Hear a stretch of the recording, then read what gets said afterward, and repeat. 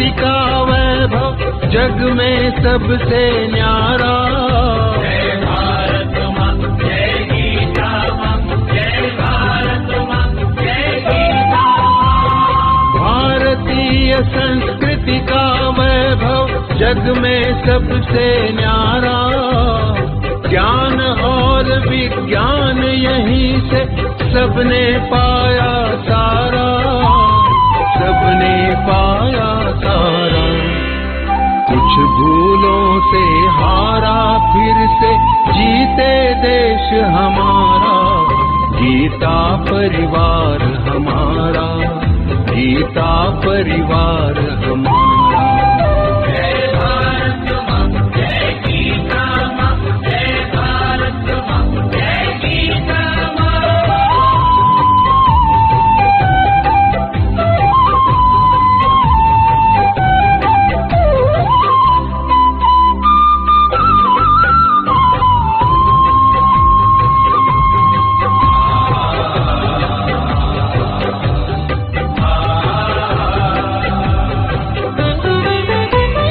त्यागशील सेवा व्रतधारी युवा जगे पुरुषार्थी। जय भारत माँ, जय गीता माँ, जय भारत माँ, जय गीता माँ। त्यागशील सेवा व्रतधारी युवा जगे पुरुषार्थी। वैज्ञानिकता विनय सभ्यता स्वभाव हो निस्वार्थी, स्वभाव हो निस्वार्थी।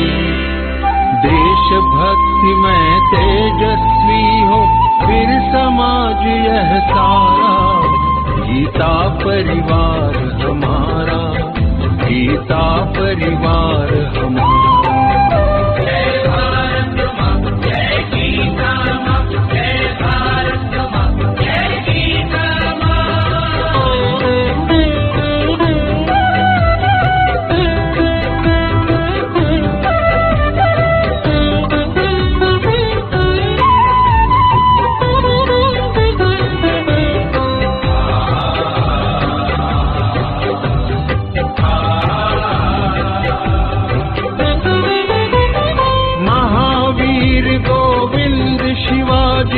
बुद्ध गगन के तारे। जय भारत माँ, जय गीता माँ, जय भारत माँ, जय गीता माँ। महावीर गोविंद शिवाजी बुद्ध गगन के तारे।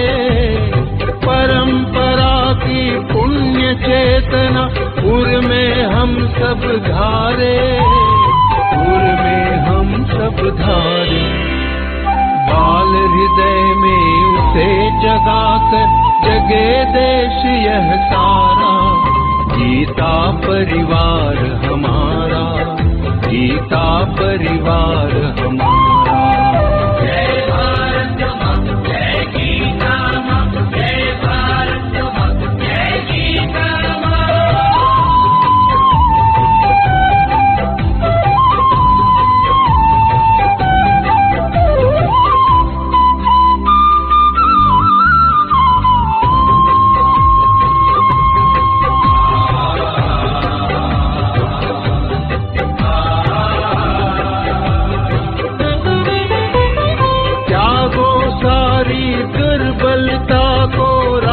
समर्थ बनाओ। जय भारत माँ, जय गीता माँ, जय भारत माँ, जय गीता माँ। त्यागो सारी दुर्बलता को राष्ट्र समर्थ बनाओ। बंधु भाव समता ममता से सबको गले लगाओ, सबको गले लगाओ। चलो विवेकानंद मार्ग पर शुभ संदेश हमारा। गीता परिवार हमारा, गीता परिवार हमारा। ईश्वर भक्ति भाव से बहती संस्कारों की धारा। भारत माँ की सेवा में गीता परिवार हमारा, गीता परिवार हमारा, गीता परिवार हमारा, गीता परिवार हमारा, गीता परिवार हमारा, गीता परिवार हमारा।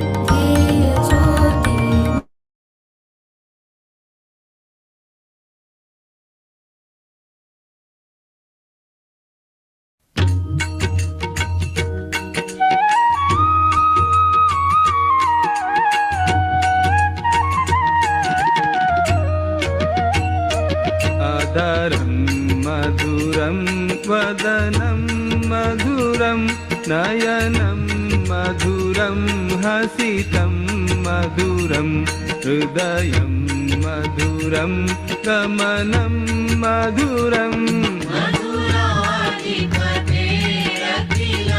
मधुरं मधुराधिपतेरखिलं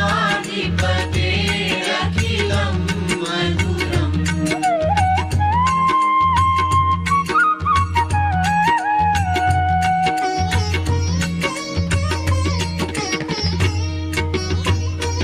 वचनं मधुरं चरितं मधुरं वसनं मधुरं वलितं मधुरं चलितं मधुरं भ्रमितं मधुरं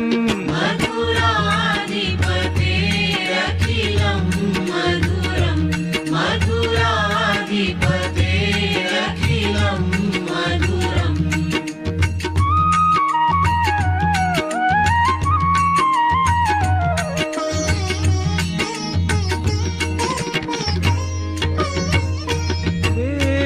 रेणुर्मधुरो रेणुर्मधुरः पाणिर्मधुरः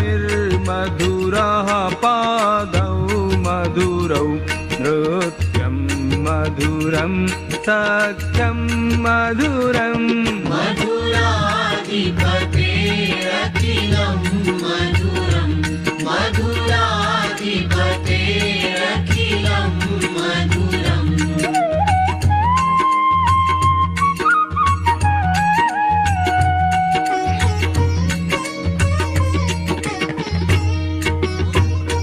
गीतं मधुरं पीतं मधुरं भुक्तं मधुरं सुप्तं मधुरं रूपं मधुरं तिलकं मधुरम् मधुराधिपतेरखिलं मधुरं मधुराधिपतेरखिलं मधुरम्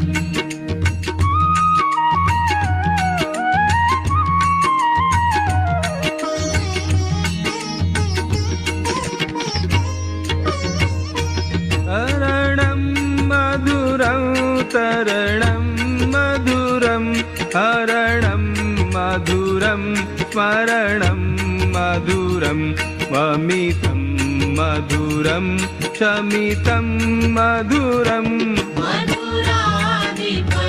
मधुराधिपतेरखिलं मधुरं मधुराधिपतेरखिलं मधुरम्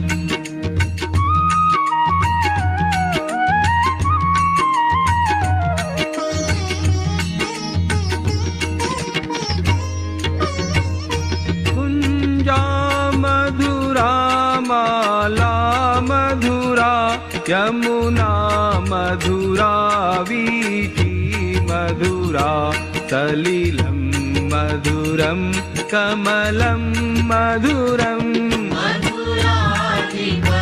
मधुराधिपतेरखिलं मधुरं मधुराधिपतेरखिलं मधुरम्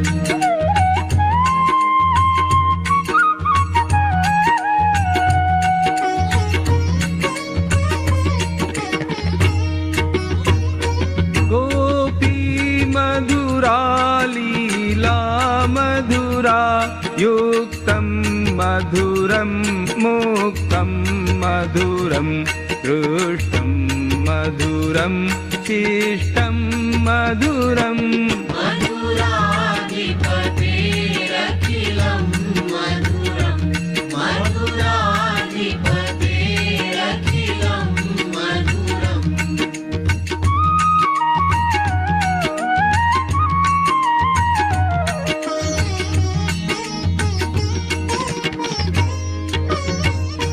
गोपा मधुरा गावो मधुरा यष्टिर्मधुरा सृष्टिर्मधुरा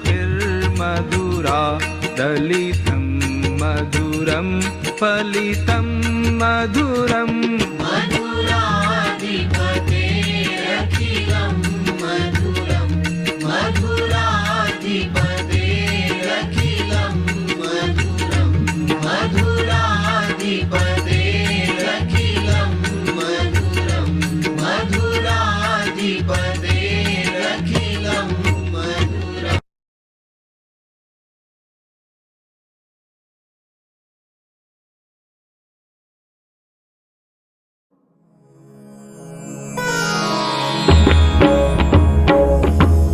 श्री गुरु चरण सरोज रज निज मनु मुकुरु सुधारी बरनउ रघुबर विमल जसु जो दायक फलचारी।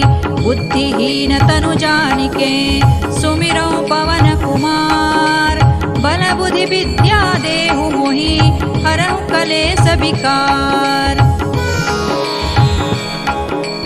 जय हनुमान ज्ञान गुण सागर। जय कपीसति लोक उजागर। रामदूत अतुलित बल धामा। अंजनी पुत्र पवन सुत नामा। महावीर विक्रम बजरंगी। कुमति निवार सुमति के संगी। कंचन बरन विराज सुबेसा। कानन कुंडल कुंचित केसा। हाथ वज्र और ध्वजा विराजे। कांधे मूज जनेऊ साजे। शंकर सुवन केसरी नंदन। तेज प्रताप महाजगवंदन। विद्यावान गुणी अति चातुर। राम काज करिबे को आतुर। प्रभु चरित्र सुनिबे को रसिया। राम लखन सीता मन बसिया। सूक्ष्म रूप धरि सियहि दिखावा। विकट रूप धरि लंक जरावा। भीम रूप धरि असुर संहारे। रामचंद्र के काज संवारे। लाय सजीवन लखन जियाए। श्री रघुवीर हर्षि उर लाए। रघुपति कीन्ही बहुत बड़ाई। तुम मम प्रिय भरतहि सम भाई। सहस बदन तुम रोजस गावे। अस कहि श्रीपति कंठ लगावे। सनकादिक ब्रह्मादि मुनीसा। नारद सारद सहित अहिसा। जम कुबेर दिक्पाल जहाते। कवि कोविद कहि सकै कहाते। तुम उपकार सुग्रीवहि कीन्हा। राम मिलाय राजपद दीन्हा। तुम्हरो मंत्र विभीषण माना। लंकेश्वर भय सब जग जाना। जुग सहस्र जो जन पर भानु। लील्यो ताहि मधुर फल जानू। प्रभु मुद्रिका मेलि मुख माहि। जलधि लांघि गए अचरज नाही। दुर्गम काज जगत के जेते। सुगम अनुग्रह तुम्हरे तेते। राम दुआरे तुम रखवारे। होत न आज्ञा बिनु पैसारे। सब सुख लहै तुम्हारी सरना। तुम रक्षक काहू को डरना। आपन तेज सम्हारो आपे। तीनों लोक हांकते कांपे। भूत पिशाच निकट नहीं आवे। महावीर जब नाम सुनावे। नासै रोग हरै सब पीरा। जपत निरंतर हनुमत वीरा। संकट ते हनुमान छुड़ावे। मन क्रम वचन ध्यान जो लावे। सब पर राम तपस्वी राजा। तिनके काज सकल तुम साजा। और मनोरथ जो कोई लावे। सोई अमित जीवन फल पावे। चारों जुग परताप तुम्हारा है। प्रसिद्ध जगत उजियारा। साधु संत के तुम रखवारे। असुर निकंदन राम दुलारे। अष्ट सिद्धि नौ निधि के दाता। असवर दीन जानकी माता। राम रसायन तुम्हारे पासा। सदा रहो रघुपति के दासा। तुम्हारे भजन राम को पावे। जन्म जन्म के दुख बिसरावे। अंत काल रघुबर पुर जाई। जहाँ जन्म हरि भक्त कहाई। और देवता चित्तन धरई। हनुमत से सर्व सुख करई। संकट कटे मिटे सब पीरा। जो सुमिरे हनुमत बलबीरा। जय जय जय हनुमान गोसाई। कृपा करहु गुरुदेव की नाई। जो सत बार पाठ कर कोई। छूट ही बंदी महासुख होई। जो यह पढ़े हनुमान चालीसा। होय सिद्धि साखी गौरीसा। तुलसीदास सदा हरि चेरा। कीजय नाथ हृदय महडेरा। पवन तनय संकट हरन। मंगल मूर्ति रूप। राम लखन सीता सहित। हृदय बसहु सुर भूप। सियावर रामचंद्र की जय। पवन सुत हनुमान की जय। उमापति महादेव की जय। जय Shri Krishna. I bow feet in the lotus feet of Lord Krishna. My salutation to Param Pujniya Swami Govind Dev Giri Ji Maharaj.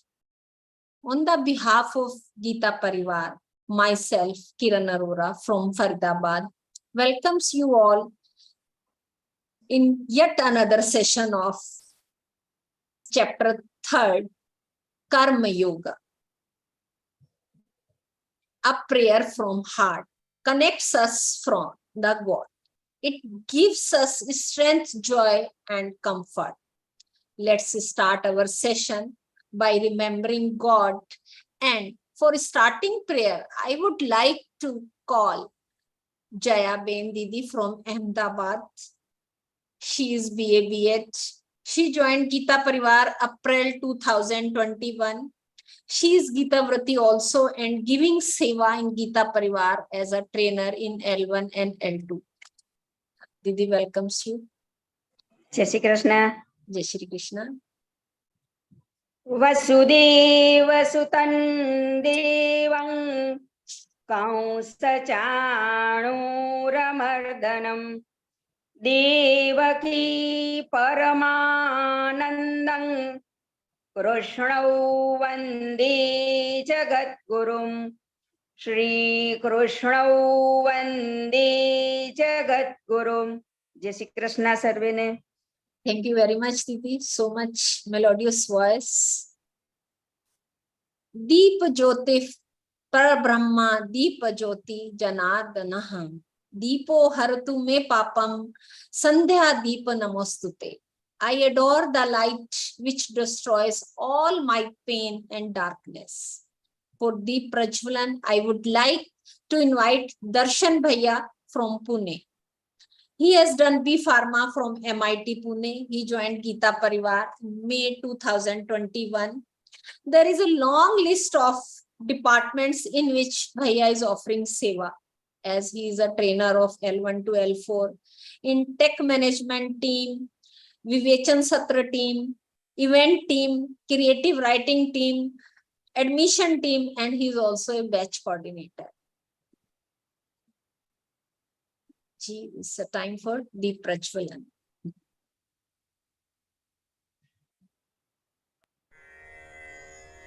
निषिद्धैरप्येभिर्लुलितमकरन्दो मधुकरैः करैरिन्दोरन्तश्छुरित इव सम्भिन्नमुकुलः विधत्तां सिद्धिन्नो नयनसुभगामस्य सदसः प्रकीर्णः पुष्पाणां हरिचरणयोरञ्जलिरयम् शरदिन्दुनिभां शुभ्रां शुभ्रवस्त्रैरलङ्कृतां कलह सकृतावासां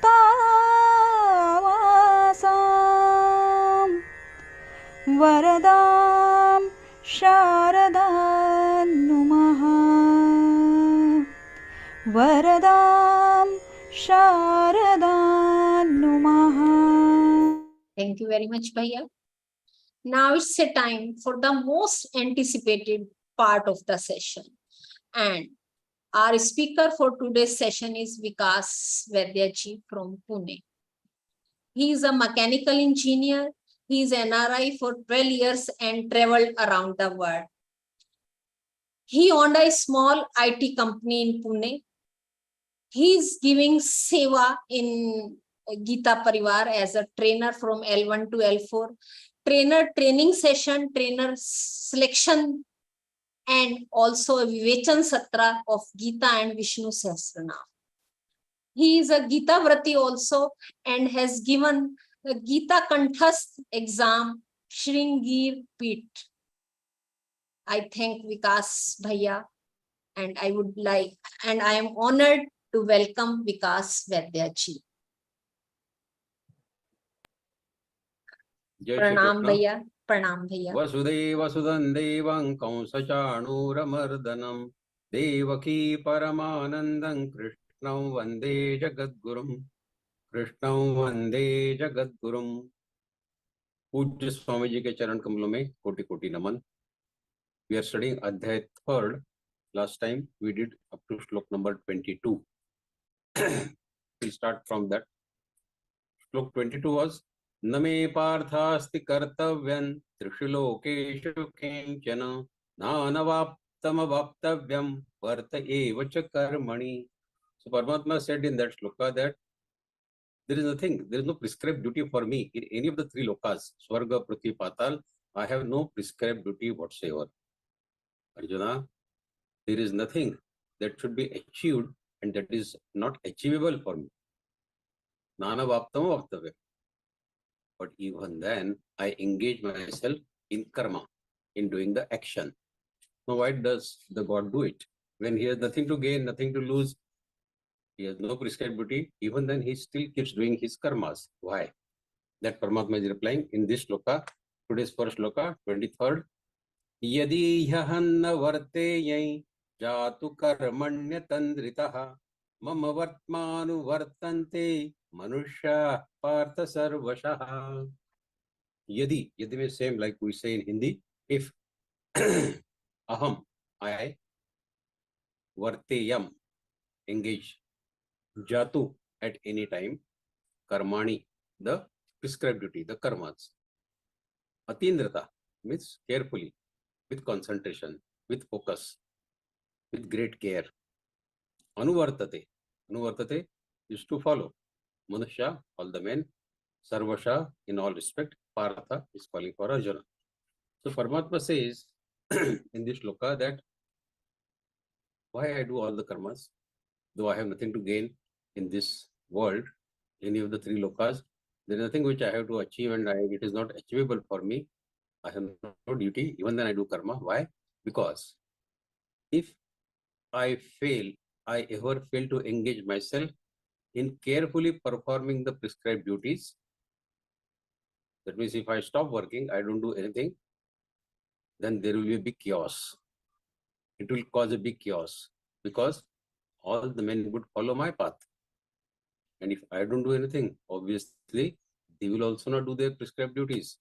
And that will create a big chaos in the world. So the Lord says that if I were to refrain from performing the appropriate karma, then all people will follow the suit and then do the same. He will also not do anything. Everyone will emulate what I do. Hence, I am setting an example for the people that they too perform all actions without ulterior motive in their minds. Okay. So we have understood that we have to follow the footsteps of Paramatma and follow our duties like Lord Krishna did.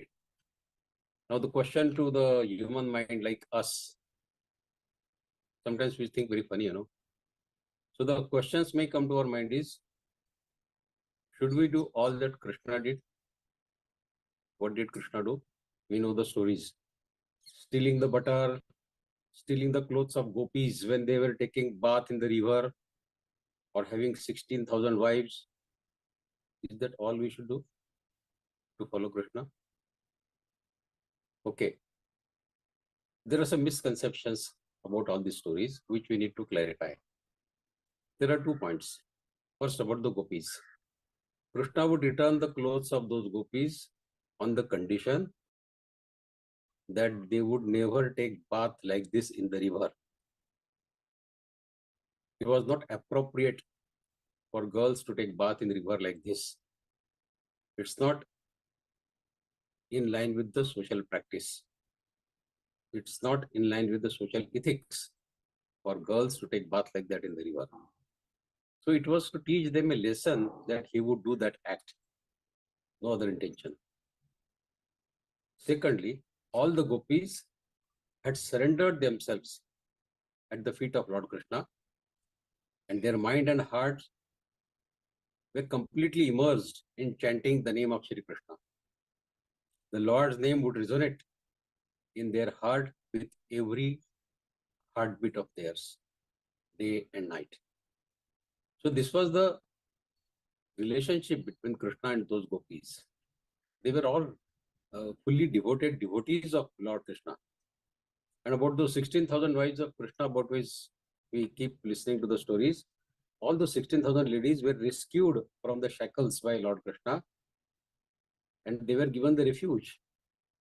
They were not his wives per se.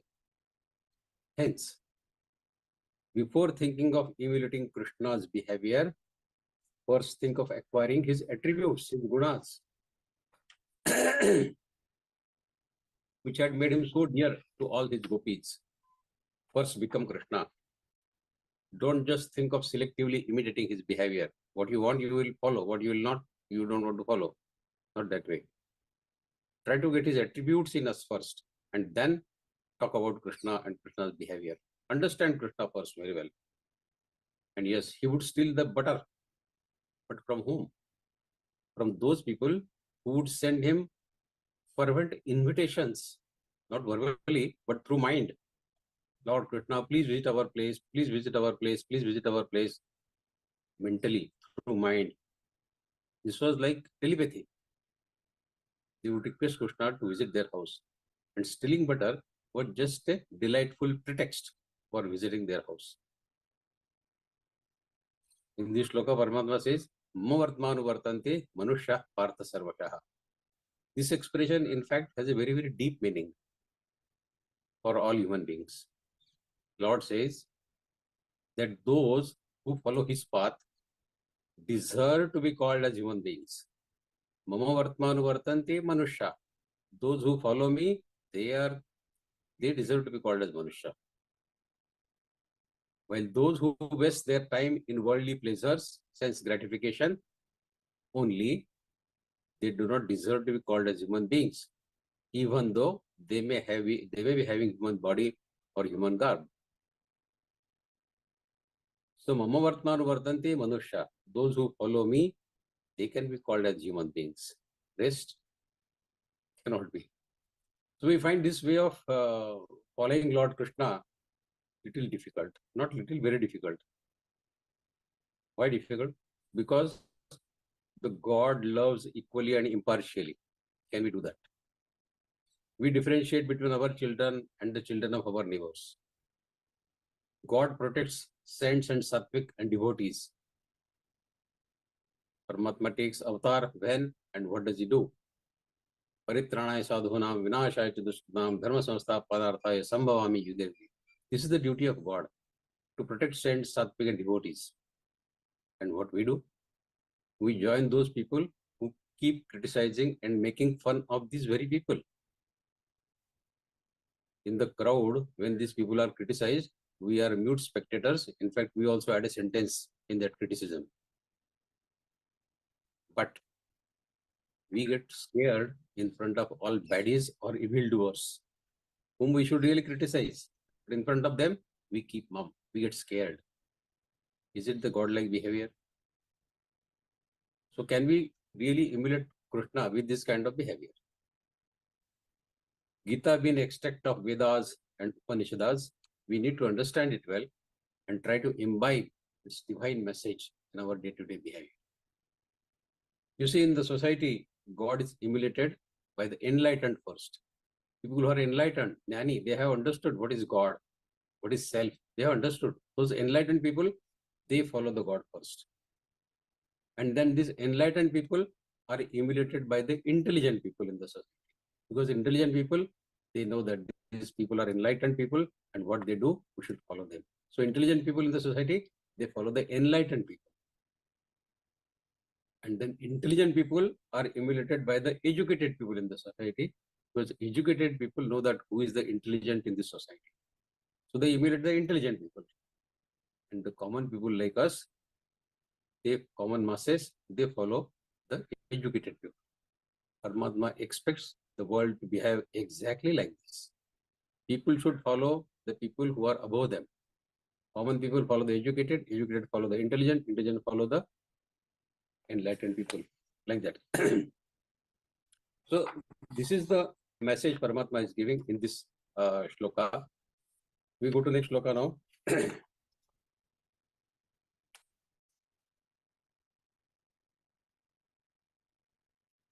Utsideyurime loka nakuryam karma chedaham sankarasya ja kartasyam upanyamimah prajaha.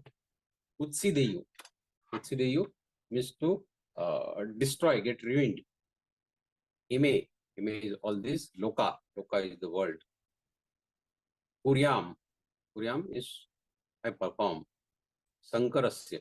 Sankarasya means unwanted population or hybrid population. This Sankarasya word has come in the first Adhyaya of Geeta also, wherein Arjuna had expressed the fear that when the war takes place, all the warriors they die in the war, all the male population gets reduced, only women remain, and then it will create a chaos in the society. Who will marry whom? Who will produce children from whom? There will be no restriction on that. And this kind of hybrid population which will come into existence will destroy the society. So Sankarasya is people are different caste, different background, different habits. When they get married or when they produce children, then the resulting generation is the hybrid generation. That is the Sankar. For example, in today's world, if we say, people who are strict vegetarian. So from that strict vegetarian family, the girl marries a person who is strict non-vegetarian. This is a Sankara. This is a food Sankara. Because the food habits are totally contrast. So this is a food Sankara. Similarly, dressing. Similarly, all other habits. Wherein they are not matching to each other. And if these people produce the children, that the resulting generation is called the hybrid, is the Sankarasya. So Paramatma says in this shloka that if I cease to perform my karmas, Utside yume lokana kuryang karma jedaham sankarasya kartasyam upahanyamiva prajaha. If I cease to perform my karmas, then this will result in the breakdown and ruining of the mankind in this world. Because dharma will take a nosedive. Dharma will disappear. And in effect, I will become a cause for destroying all the living beings. People will blame me for destroying all the human beings. Hybrid human relations, that Sankarasya, will happen in creating the hybrid generation. And no one will follow the teachings, principles of Dharma. Because there will no Dharma to be followed. People won't follow. It is free for all. And we know what happens in free for all society. So Krishna says, as people follow my path, I have to ensure that all my actions are appropriate. Krishna fought when he was appropriate. And when it was not appropriate to fight, there was no problem for him to flee the war, to give up the war, to avoid the war. Hence, Krishna's one name is Ranchhod Das, person who has left the Rana, that is the battlefield. But he had no problem. Even if people call him Ranchhod Das, he would decide what is appropriate, when it is appropriate to fight the war and when it is appropriate not to fight the war. He won't dance with the tunes of people. He would take his own call. This was his glory. If the war was justified, he would wholeheartedly participate in it. But on the contrary, when it was not justified, he did not hesitate to refuse joining it. When needed, Krishna can be very, very severe, very scathing. But no one can be more compassionate, gentle, and more humble than Krishna either. There is a small story. When Yudhishthira had conducted a Rajasuya Yajna, Yudhishthira once conducted that Rajasuya Yajna, various sages, Santa Mahatma, various sages were invited. Yudhishthira and his brothers, all the remaining 4 Pandavas, they served the food to all the sages, all the invitees. And once the sages, the invitees had finished eating, they went with the sages to see them off, thinking that their servants will clear the leftover food and the plates. But Shri Krishna did not follow the sages. He stayed back. He rolled up his sleeves, Lord Krishna, and he promptly started picking the leftover food and the food plates. Started the cleaning job. On seeing this, Arjuna scrambled hurriedly and he said to Lord Krishna, "Oh my God, what are you doing? There are plenty of servants we have who will do this job. Please don't do this. It is not befitting to your stature to clean the plates and to clean the food." And Krishna replied to Arjuna, "There is such a joy, Arjuna, such a bliss serving the enlightened beings who have left these plates here, who have left some food here. To clean that is a great pleasure for me. It's a great joy for me. And I don't want to miss out on this opportunity of experiencing this sense of fulfillment to serve them." So Lord Krishna says that entire world looks up to me and they would follow me. Hence, I have to keep performing such karmas which will establish and enhance the value of truthfulness and the good sattvic deeds. Krishna did not merely preach that there is joy in serving the sages. He demonstrated it by doing it himself. He did not just talk. He did not just talk the talk, but he walked the talk. There is a difference between talking the talk and walking the talk. Talking the talk is very easy. Anybody can do it. But walking the talk, behaving as per your talk, is something which difficult. So Krishna always did walking the talk, not only talking the talk. Another story. Once when Lord Krishna and his friend Sudama, they were living in the Sandipani Rishi's ashrama for getting some training. They were living in their Guru's ashrama. They once went to the forest to collect the logs of wood for the ashrama. You see, Lord Krishna also did kind of odd jobs, collecting wood from the forest. When they were about to return from the forest, it started raining. And then it started pouring very heavily. It was getting dark, cold. So they took shelter under a tree. Krishna stood under one branch of the tree and Sudama stood under another branch of the tree. The rain would not stop.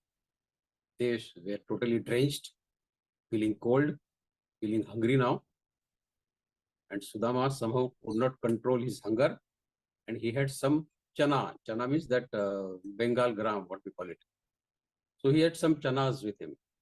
He started eating the chanas secretly without making much sound, thinking that they may have to spend the whole night there and he may again need the chanas after some time. So he did not share the chanas with his friend, Lord Krishna. On hearing the munching and chewing sound, Lord Krishna asked Sudama, "Oh, my friend, are you eating something?" Sudama, he said, No, I am not eating anything. It is just the sound of my teeth. They are chattering due to cold. I am not eating anything. So he told a lie. Krishna caught him telling a lie. But he just smiled to himself as he knew that Krishna was telling a lie. But he did not confront him to avoid any further embarrassment to Sudama. It is said that as a consequence of that lie, which made Sudama face severe hardship and extreme poverty once he left his Guru's ashram. Such was the hardship that he had to go without food for many days. The cost of telling a lie to God. And we keep lying to the God day in and out. Years passed. And the friends grew, Sudama and Krishna. But in such contrast in their fate and circumstances, Krishna was the king. Sudama was to live in a hut, very poor, no money to eat also. And then we know a story when Sudama, forced by his wife, he went to meet Krishna, and his wife, Sudama's wife, gave him some raw rice. That means what we call poha. So she gave some poha in a small parcel and said to Sudama that please visit your friend. He is very rich now. Please go and give this poha from me, a gift from me. So the Sudama went to Krishna's place. The guards outside would not allow Sudama to let in because they could never imagine that their king would have such beggarly friends. But Krishna somehow happened to see Sudama. And he came running and very affectionately, very lovingly, he hugged his friend. With tears rolling from the eyes of both of them, they met after a very, very long time, got overexcited. Sudama was then gifted all the luxuries of life. And no matter how hard he tried to hide that parcel of poha, Krishna's gaze fell on that parcel of poha. And he eagerly grabbed it from Sudama and happily started eating that poha. He appreciated the graciousness of Sudama's wife to have given this wonderful gift for him. Rukmini was watching all this. So Rukmini said to Krishna, don't eat raw like this. I will cook it for you. But Krishna said, oh no, I will eat them as it is, because they are soaked in the love of my dear friend. Sudama remembered the incident which had happened many years back when he was eating without sharing his chanas with Lord Krishna in that night. His eyes were full of tears, tears of remorse, paschattap. What did I do to Lord Krishna? He fell at Krishna's feet and confessed to his shameful act that Krishna, years back when we were in the ashrama, this incident had happened. I ate something without sharing with you. You were also hungry, but I ate it alone. I did not share it with you. So expressing utter remorse and begging for Krishna's forgiveness. But Krishna said to Sudama, my dear friend, I don't remember anything. What are you talking? I don't remember anything. So there is no question of forgiving anything. There is nothing to forgive. You did not do anything wrong. Why are you asking for all this? Let us enjoy these moments, joyful moments. And no more tears, please, Sudama. Krishna is setting up an example here that should be emulated by one and all. He says, follow my steps, knowing that I perform all my actions with total non-attachment.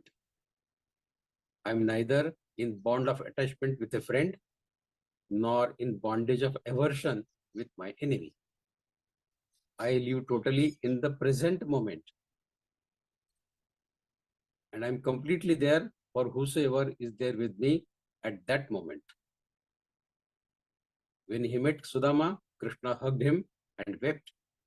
That was the joy. He met Sudama and wept. Now someone may say, what kind of God is Krishna? He is weeping like an ordinary man. But Krishna was such a person. He was God. Krishna would weep, he would laugh, he would dance, he would do everything like all human beings do. But the difference is, he would do it with no attachment. He would do it without attachment. Hence, we should follow this exemplary life of Krishna. Perform all your actions with sincerity, but remain unattached. Interact with your family, your relations, your friends with Krishna's sincerity. The way Krishna treated his friends, his family, his lover, his villager friends, all. Follow that sincerity of Krishna in your day-to-day behavior when you are dealing with your family, relations, friends, and everyone. But perform all your prescribed duty for everyone, but at the same time remaining unattached. We need to learn from Krishna how to be an ideal son, how to be an ideal friend, how to be an ideal husband. So these are the teachings of Lord Krishna for us in this shloka. We go to next shloka, now 25th. Shaktah karmanya vidvanso yatha kurvanti bharata kuryad vidvansada saktashtikir shirloka sangraham. Krishna says in this shloka, Arjuna, ignorant people, they perform their duties, keeping attachment with their results and rewards. Saktah karmana vidvansa, avidvansa. Avidvansa is the word, is lost in the sandhi of two words. Avidvansa is people who are ignorant. People who are not vidvan, that means they are ignorant. So, ignorant people perform their duties, keeping attachment with the result and the return reward of their karma. The learned people should do the same in the same way, but without attachment. And they should do it for the betterment or educating the people in general. This is the message. Now, who is wise? Who can be called as intelligent and learned? The one who is not attached to his karma is intelligent. He is learned. Such a wise, he performs all actions of the highest order for the welfare of people, because he sets an example for others to emulate. And mind you, they don't do such virtuous or sattvic acts for the sake of preaching others. They have no interest in teaching others. Rather, such acts come effortlessly to them. And these habits, they become an integral part of their nature. Sthai sabha, what we call it.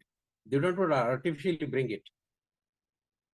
So Bhagavad Gita also teaches us to have our sthai sabha, our inherent nature, to worship the Lord. Not that 9 o'clock I will sit in front of God, I will worship for 15 minutes, then I will go to office, then I will do that. No timetable for Paramatma. Your appointment with Paramatma is permanent. It is there all the time, not as per the clock. So these are the people who have their inherent nature, their sthai swabhav of living the life like that. Like speaking harshly comes naturally to some people as a part of their nature.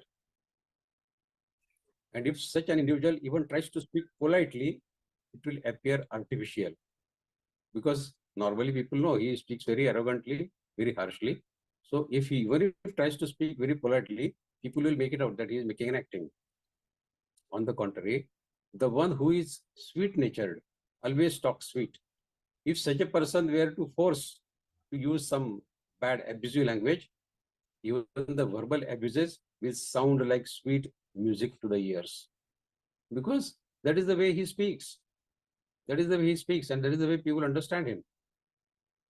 So the ignorant and learned both keep doing the work, but there is a basic difference in the purpose of both of them doing the work. The actions of ignorant are with selfish intent. His karma keep revolving around him only. He works laboriously for gaining something. Very laborious work he will do, but with an intention to gain something out of his karma, out of his actions. A learned, a wise person should similarly work. He works, or rather he should similarly work hard, but for loka sangraha, for the betterment of people, for upliftment of general people, for refining their intellect, and for bringing them on the right path of reality. In modern times, there was one doctor, Dr. Raymond Moody. He did a lot of research on life after death. Interesting topic, life after death. In fact, he wrote a book also with the same title, Life After Death. And that book, it comprises several interviews of people who have seen the death. We hear many stories that some people, their heart stops for a few minutes and then they get revived. So they are practically dead for a few minutes and then they come back to life again. Similarly, people who enter into coma for many days, they come back to life somehow. So he interviewed many such people from different backgrounds, from different nationalities. And the surprising thing was, all had nearly the same experience of death. We saw the dark, then we saw a light, something like that. So everyone saw the death in the same way. And everyone said almost equivocally that after having that divine death experience, now we realize that we need to do a lot of good work in this life. The life has been given to us for doing nishkam karma. We understood the real meaning of life after we experienced the death. Why should we experience the death to understand the meaning of life? When we are reading Geeta, we don't have to face the death to understand the meaning of life. Krishna has said this 5,500 years back to do karma without attachment. For that, we don't have to take into that death experience. Sometimes when we realize that we have been of use and help to others, we feel very happy. Yes, I have been help to this person and he is so pleased with me. I am happy. He is also happy. Then imagine the internal happiness and satisfaction of such people who keep struggling for the whole life to help others. Their whole life is full of joy, that means. Moreover, their purpose and intention is not to earn happiness. It comes, but their purpose is not that. They have realized the self and they have realized the God. And that wisdom makes them doing the karmas for that loka sangraha nivapi, for upliftment of people, for bringing them from bad path to the right path. Ignorant and learned people both are constantly working. Ignorant people keep running for the self, and learned people keep running for others. That is the difference. Ignorant wants material pleasures, and the wise keeps getting the atmik sukh, internal peace, mental peace. In 6th Adhyay, there is a shloka.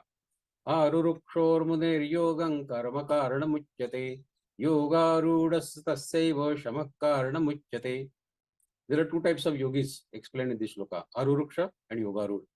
Imagine the ladder of yoga is consisting of 10 steps. So this Aruruksha is at the bottom of the ladder. He is just trying to climb the ladder, while Yogarud is already at the top of the ladder. He has already learnt everything, while Aruruksha is trying to learn. He is on the first step of the ladder. To understand the difference, there is a small story. There was a village. In that village, there was a school, like all villages have. And there were 2 teachers in that school. One teacher was a middle-aged person, 35-40. He had his family. He was taking the classes. He used to get regular salary because he was employed by the school. And with that salary, he used to support his family. So his purpose of serving there in the school was to get salary and support his family. That was his intention. That was his purpose. In the same school, there was an old man, old teacher who had already retired, from the school, but he would still keep coming to the school, teaching the students. He used to say, I have earned so much of experience for the last 30-40 years of teaching the students of different backgrounds, different mentalities. This rich experience of teaching people, I want to utilize and teach the students again and again so that they learn better. They learn the meaning of life. They learn how to live, how to study. And he was not getting any salary for that. So why he was doing all this? Hey, atmik sukh, mental peace. So the ignorant people, they work for themselves. The learned people, they work for others. That is in short the story. We go to next shloka now. So let us move forward to slok number 26. Na buddhi vedai janaye dadnyanam karma sanginam joshayet sarva karmani vidvan yukta samacharan. Paramatma says, no buddhi vedam. Buddhi ved means to confuse, to disrupt somebody's intellect is buddhi ved. Adnyanam, the foolish people. Karma sanginam, the people who are attached to return reward of their karma asakti. Vidwan, the learned people, of course, samacharan is to practice. Now Paramatma says in this shloka in short, so as not to disrupt, confuse the minds of ignorant people who are attached to karma phala. Ignorant people are always attached to karma phala. The learned people should not induce them to stop the work. Rather, by working in the spirit of devotion, he should continue his selfless, unattached karma and try to get it done from others as well in the process, but leaving it to them when they want to pick up this particular attribute of this learned person. So Paramatma says the wise should not evoke any conflict in the intellect of the ignorant who are attached to actions of their fruits. Instead, the wise should perform all their prescribed duties perfectly with total non-attachment and should let others engage in whatever way they are doing the karma, allowing them to evolve at their own pace. Don't try to push them. Let them evolve at their own pace. So let those who are engaged in the actions guided by their intellect continue to do so. If someone is full of anger and you tell such person, oh, look here, my dear, it is not good to be angry. This is not going to help you anywhere. If you try to teach him like this, he may give you a slap on your face. Mind your own business. Don't try to teach me. Because he's already an angry person. So his response will be like that only. The chap will ask you to keep your wisdom with you only. Don't try to teach me. So likewise, if someone believes in worshipping the idols, the trees, the rivers, don't preach him that what he is doing is not right. Don't create any discord in his mind regarding his beliefs, because every human being is on his own journey of evolvement. You can't expect everyone to walk with you. Everybody is walking, but his space is different. It is not necessary that whatever you like, the others should like the same. So don't think that you have been given a contract by someone to change the society or to change the people's thinking. Refrain from taking that high moral ground. So if someone is going to temple in order to that his business flourishes, let me do it. Even if his motivation is selfish, nevertheless, he is at least remembering the God, he is thinking of God. Don't tell that person that why are you doing this? You will not get anything by doing this kind of sakam karma. God is not an idol, but he is a formless, nirgun nirakar. He is supreme consciousness. Like that, if you try to preach him, that person in all likelihood will again tell you to mind your own business. So we should not try to confuse the way people are doing their work and disrupt their actions. There is a small story which Pujya Swamiji had told in context of some other shloka, but it fits very well for this shloka as well. The story in short is Chaitanya Mahaprabhu, the great saint, he was traveling, and once he and his disciples, they stopped at one temple. In that temple, there was a devotee coming every day. That was Lord Krishna's temple. So the devotee would come every day and read Bhagavad-Gītā. After reading complete Bhagavad-Gītā, he will offer the prasadam to Lord Krishna. And after prasadam is done, then he will take his lunch. That was his daily routine for many years.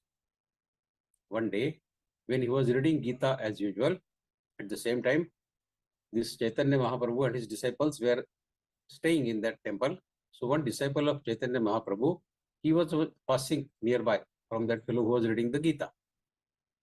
He heard this fellow's reading of Gita, and then instantly he asked him to stop. What are you doing? Your reading of Gita is so impure, your pronunciation is horrible. You can't read Gita like this. Lord Krishna will not be happy the way you are reading Gita. Is this the way to read Gita? Learn Sanskrit first and then try to learn to read Gita. You're not doing service to Lord Krishna, you're doing disservice to him by reading Gita like this, with mistakes in your pronunciation. The fellow was in tears. He stopped reading the Gita, thinking that he has been insulting Lord Krishna by reading Gita in a wrong way for all these years, with incorrect pronunciation. Rasva, Dirgha, Visarga, Avagraha, he didn't know. He was just reading like a normal shloka. And then he became very nervous. That day, he did not read Gita. And since he did not read Gita, he did not offer prasadam to Lord Krishna. And then he did not take the lunch. Because after prasadam only he would take lunch. So he remained hungry. He kept sitting in the temple, shedding the tears, saying that I did not read Gita today, I did not read Gita today. And maybe I was reading wrong all these days. That night, Chaitanya Mahaprabhu, he got a dream. And he saw in his dream that Lord Krishna is scolding him. Scolding him, saying that because of one of your devotees, I have to remain hungry today. Chaitanya Mahaprabhu, he got up from his sleep. Then he started inquiring what happened. Which disciple, because of whom Lord Krishna had to remain hungry? Then he checked with all the disciples. What happened today? So one disciple who had stopped that devotee from reading Gita, he came forward and he said, Swamiji, one fellow was reading Gita in a very wrong way in the temple. So I stopped him. And then I said him that you learn Gita, you learn Sanskrit properly and then read Gita. So Swamiji looked for that devotee in the temple. That fellow was still sitting in the temple, hungry all the time.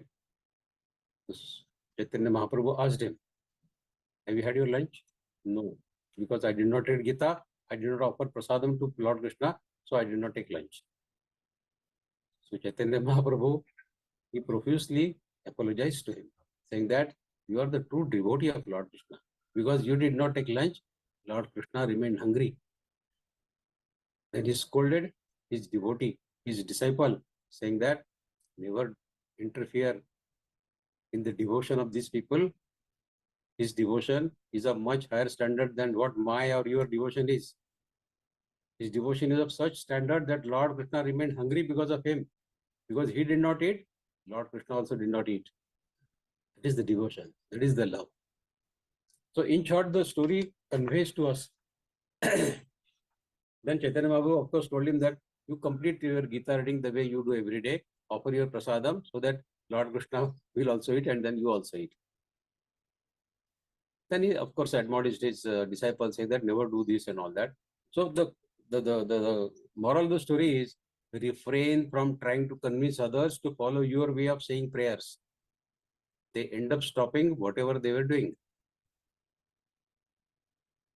Moral of the story is your sentiments behind worshipping the power, behind worshipping the Lord, they overpower all other requirements of devotion. Your sentiments, your pronunciation may be little here and there.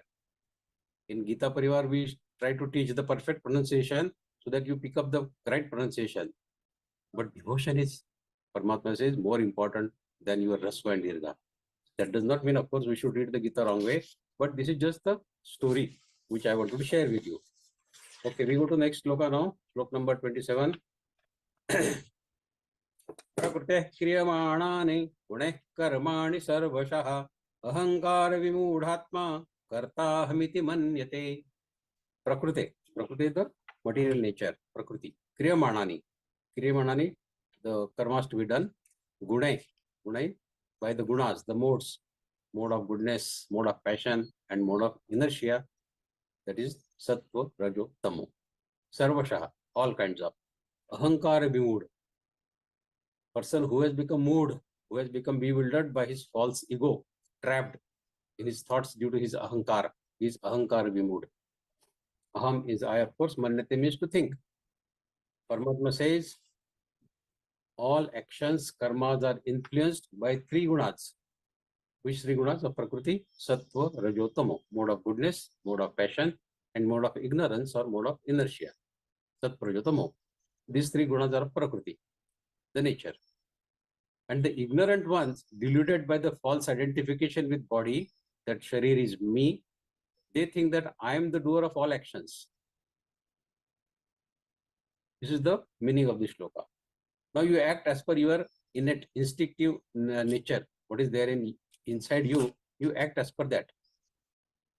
If your Rajaguna is dominant or Tamoguna is predominant, then such a person will not be able to do Seva or Nishkam Karma, because Nishkam Karma and Seva is related to the predominance of Sattva Guna. Such Rajo or Tamoguna people are full of restlessness, anxiety, anger, and cannot perform actions without attachment. So if you are in the mood of Rajoguna, forget about doing any Sattvic Karma. The dominance, when you have the dominance of Sattva Guna, that opens the door to the possibility of doing some unattached karma. By performing various virtuous and good Sattvic karmas, for example, doing charity or doing fasting or doing some japa or going to temples, even if these acts are motivated by desire for attaining something, even then they are still called as Sattvic karma. It is possible that a day will come when just going to the temple or doing japa becomes a source of joy. You are doing all these actions for some return reward, but a day may come in your life, it will come, because every day asking something from Lord, you yourself will get ashamed one day, saying that why every day I come and beg to the Lord. So your karmas which you are doing with some desire earlier, a day will come when we start doing it without any expectation, return reward. And those karmas of whether it is japa, fasting, charity, whatever, they will become a source of joy for you.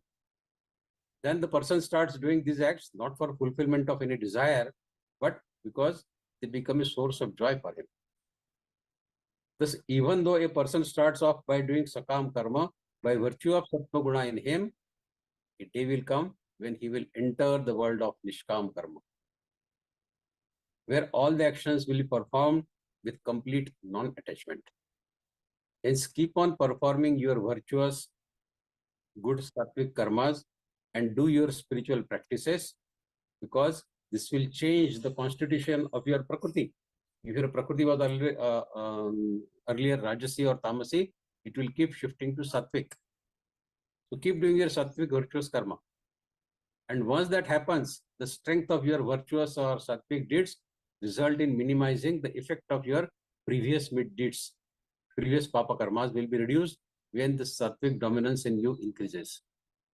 The Lord says, one who is ignorant, who is guided by his ego, believes himself to be the doer of all actions. And if you are the doer, then remember that you are invariably be the bearer of the consequences. You are claiming doership, no? Then face the consequences as well. You just can't escape the consequences. The Lord says, if you want neither to be the doer nor the bearer, you need not, then you should have the resolve that you are neither body nor the mind. Can you have that resolve, strong resolve in your mind that you are not body and you are not mind or you are not intellect? Because these are all under Prakriti and they belong to Prakriti. You need to have the resolve that I am the unattached witness of all the actions, the non-doer. I am the eternal Atma, that is the soul, and established in this knowledge, perform all actions perfectly without expectation of return or reward or any fruits of your action. Okay, we quickly go to next sloka now, 28. Tattvavittu mahabaho gunakarma vibhagayoho gunaguneshu artanta iti matva na sajjate. Tattvavit. Tattvavit, the knower of ultimate truth. Ultimate truth about guna karma vibhagayoho. There is a vibhag, division. Guna vibhag and karma vibhag. Tattvavittu mahabaho guna karma vibhagayoho. There are two divisions. One is guna vibhag, another is karma vibhag. What is that? We'll see. So one who knows, Mahavaho Arjuna, one who knows the distinction between Guna Vibhag and Karma Vibhag, those who understand the working of Guna Vibhag and Karma Vibhag, they know that Guna Guneshu Vartanta iti matvana sajjati. They know that it is the play of all gunas which are causing all the actions. I am not attached to those actions. It is the interplay between different gunas of Prakriti. So Paramatma says, Arjuna, having the knowledge of Guna Vibhag, that is the sphere of modes of Prakriti, Sattva, Rajatamo, and the Karma Vibhag, the sphere of action. That knower knows it well that it is an interplay between the sense and their objects. It is an interplay between gunas with gunas, and therefore it does not get attached to those karmas. Now, what is Guna Vibhag? We know Prakriti is Trigunatmak, Sattva, Rajatamo, three modes of nature. Then body, senses, mind, and intellect. These are all the gifts to us from Prakriti. So these seven form the Guna Vibhag. Sattva, Rajatamo, three Guna Prakriti, and body, senses, mind, and intellect. These seven put together is called the Guna Vibhag. And whatever action this Guna Vibhag takes, whatever kriyas are done by this Guna Vibhag is the Karma Vibhag. So this is the difference between Guna Vibhag and Karma Vibhag. Paramatma says, Guna Vibhag, it gets evolved, it changes, and it dies. Your Sattvic bhav, does it remain Sattvic all the time? It dies. Then it takes Rajo, then it dies. Then it takes Tamo, it also dies. Then again comes Sattvic or Rajo or something. So this is all the time changing. One guna is dying, another is taking predominance and all that. So all gunas, Sharir, Indriya, Man, Buddhi also, they get evolved and then they die. They undergo a change and finally they die also. Similarly, your karmas will start and karmas will end. So karmas will also evolve and karmas will also die. One who knows that guna and karma, both vibhag, both divisions, they get evolved and they disappear. He is the real knower of the knowledge. And once who knows this distinction between guna vibhag and karma vibhag, he knows that it is the play of guna with guna that is happening. He is not a doer. So one who knows by his wisdom, who has experienced the truth, as well as the difference between the result-oriented and non-result-oriented karma. That is Guna Vibhag and Karma Vibhag. He just observes the senses, engage with the sense objects, Indriya and Vishay, Shabda, Sparsha, Rupa, Rasa, Gandha are the sense objects. and he keeps himself unattached from that. Now, each of your sense organ, whether it is ears, skin, eyes, tongue, or nose, function under the directive of your mind. And the mind is influenced by our previous sanskars that keep on sprouting as habitual tendencies. People have inherent habitual tendencies and they prop up based on the sanskars which they carry from their previous lives. And then these sanskars, these tendencies, they materialize into the thoughts. And these thoughts, then they get translated into our actions. The eyes see and the mind makes sense of what is being seen. So in effect, the mind is seeing through the medium of eyes. Know that you are separate from eyes. We are separate from eyes. We are not eyes. We are separate from eyes. From the sides being seen, we are separate from that side also. And separate from the mind, because mind is given the prakriti. We are separate from mind as well. Mind is interpreting only. All the interactions, all the play is happening between the sense objects, the sense organs, and the mind. It is the mind that sees through the eyes, tastes through the tongue, and smells through the nose, and so on and so forth. Small story. There was a newly person from a wealthy family who became a saint, who became a sadhu. He was from a wealthy family, but he became a sadhu. And on the very first day of his becoming sadhu, he was standing in the long queue for bhiksha, the alms. And when he sat down to eat that alms, that bhiksha, he saw that there was hardly any dal pieces, in what we call lentils, in that dal which was served as a bhiksha. It was all watery only. The chapatis were uncooked. In many places, the rice was such poor quality that even his servants at his home would not touch it. So he ate the food, but the tears started rolling his eyes. Another senior sadhu who was sitting next to him, he asked, "What is the matter? Why are you crying? Why are you having tears in your eyes?" The new sadhu, he said, "Nothing, the food is tasteless." The senior sadhu told him, "You pay attention to what I say. Pay attention. Who tastes this test? Who tastes the food? Now put the food on your tongue and eat. Look within. Who is it who wants to taste the food? The tongue or your mind? The tongue or your mind? Who is tasting the food?" The new sadhu began to eat with that awareness. And after he finished, he said, "The tongue has nothing to do with the taste. It is the mind which wants to relish or enjoy the taste." Then he said, "I also realized that just for a little while, the mind will enjoy the taste and then the enjoyment will also end." The senior sadhu said, "For that enjoyment of mind which is temporary and momentary, do you wish to make yourself unstable and disturbed?" The new sadhu then really understood the gimmick of sense objects, the sense organs, and the mind. These are all the gifts of Prakriti, eluding the human minds all the time, eluding the human beings all the time. The Lord says that let's the natural functioning of sense organs continue. Let it continue. Don't interrupt it. Observe the whole process with non-attachment. You can't stop the natural behavior of your sense organs, can you? How long can you keep your eyes shut? Stop your nose from breathing or tongue from talking? How long? If you want to change your karma, then rather than trying to change through senses or sense organs, try to change the sanskars which you are carrying, which are influencing root, which are the root cause of all our karmas, our previous sanskars. So instead of controlling the senses, try to change your sanskars which you are carrying, because they are the things which are giving rise to your karmas. Try to bring the change in your life based on the knowledge that you acquire from Geeta classes or from Vivechanas. That will change the sanskars and consequently your karmas. In short, this shloka conveys something like this. You know the chess board, we play chess. It has king and wazir like 16 pieces on the chess board.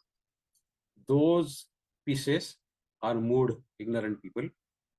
Watching disinterestedly the game is the Purush, our Jivatma.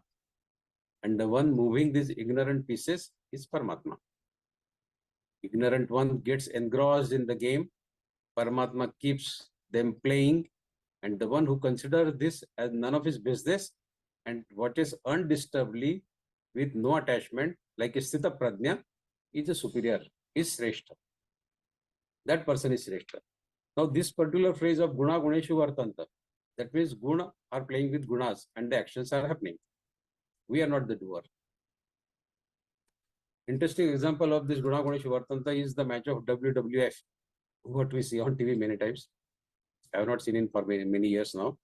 But we see in that match that in that wrestler's ring, there is one wrestler who comes, then another comes, then the third one joins, then the two start beating the one, then the one start beating the two, like that it happens. Imagine the life same like WWF, that ring. Sattvic Guna fights with Rajo and Tamo. Rajo Guna fights with Sattvic and Tamo. Tamo Guna fights with Sattvic and Rajo. Whosoever wins the belt, we act as per that person, that Guna. That Guna becomes dominant in us. Now, in all this game of that WWF, the spectators who are watching the game, can they say that it is because of us that the game is happening? Are they a party to the game? Do they have any role to play in the match? Who will win? Who will be the winner or who will be the loser? They are mute spectators. Similarly, in the actions of three gunas of Sat Prajatamo, we are spectators. We are not doing anything. It is the Prakriti which is doing based on these three gunas. Whosoever wins that battle of Sattva Rajatamo, that guna becomes dominant and the karmas happen as per that guna. After some time, our mood changes and becomes Sattvic to Rajo, then that we start acting as per Rajo guna. So all the gunas are playing with each other and we foolishly think that I am the karta, I am the doer. Okay, we go to next sloka quickly, 29th. Prakrutir guna sammudha sajjante guna karmasu tan krishna vido mandan krishna venna vichalayet. Prakriti, the nature. Sajjante, to get interestingly engaged into, get attached to. Mandan, Mandan is Manda Buddhi people who have less understanding. Na vichalayet, don't try to shake them, don't try to disturb them. Paramatma says, confused, deluded by the Prakriti nature, the ignorant people get attached to the worldly activities. And the wise should not perturb, should not disturb them. The wise know the working of karma very well. The wise people know what is sakam karma, what is nishkam karma, what is bondage, what is akarma, what is prescribed karma. They know everything, fine. But they should neither get unhappy, frustrated, nervous by the activities of these ignorant people, nor should they try to distract them or to unsettle them from what they are doing. The ignorant people perform actions as per their nature, as per their prakriti. Let them do so, says the Lord. Don't be attached to your own actions and don't get frustrated the way others perform their actions. Now, most people find it difficult not to get into others' business. It is our habit to poke our nose into others' business. We are expert in giving the unasked for and unwanted advices to people. That is our habit. Moreover, the tendency is to forgive our own lapses and not to hesitate in criticizing even small lapses of other people, their behavior, their activities. We try to find faults in their activities, their behavior, and any slightest thing we saw, we try to bring it to their attention. We try to criticize that. But don't forget that those who pass on judgment on others, they are also judged by somebody someday. Your behavior is propelled by the Prakriti. Such is the magnetic force of our Prakriti that you cannot see the divinity residing within you. You don't realize that Paramatma is within you. And driven by that dominant gunas of Sattva, Rajo, Tamo, you get involved in that intricate web of karmas, out of which you don't never come out, rarely come out. And even the God residing in you cannot do anything about this activity of these three gunas and the karmas you are doing because of these three gunas. Such is the power, such is the force of the Prakriti, that it forces you to do the act. Even the God residing in you does not change that. way of Prakriti behaving. So you cannot get rid of influence of these three gunas in your life anytime. It has effect on your mind. You can minimize it, but cannot eliminate it completely. Even an enlightened being needs to sleep for some time. And what is sleep? Sleep is a tamoguna. When his body gets tired and he feels lethargic, getting lethargic is tamoguna. But there is a difference. The gunas are in control of enlightened ones. Enlightened people, they control the gunas, whereas the ignorant people, they have no control over their gunas. Thus, the devotees, the sadhak, his task is very tough indeed, because changing the innate nature of one's mind is very, very challenging. It needs a great deal of courage and great mental resolve, but you can do it if you are willing to work hard, consistently and persistently. It is up to you whether you want to empower your sattva guna so that it becomes predominant, or allow rajoguna and tamoguna to overpower your sattva guna. And this is what Sri Krishna is saying. Understand your prakriti, your nature.